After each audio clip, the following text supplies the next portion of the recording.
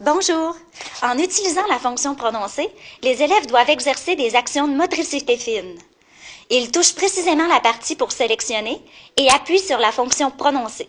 Il arrive souvent qu'on doit réajuster nos actions pour réussir à faire lire la bonne partie. Donc, nous avons une autre compétence qui est travaillée.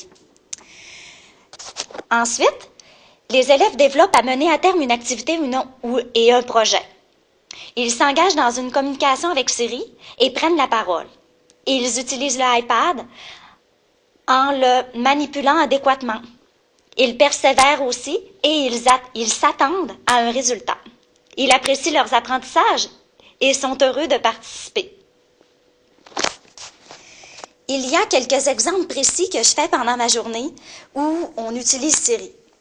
Exemple, lors du mot savant. Alors, à tous les jours, on a un petit calendrier où on doit, à la date du jour, faire une devinette, essayer de définir un mot nouveau.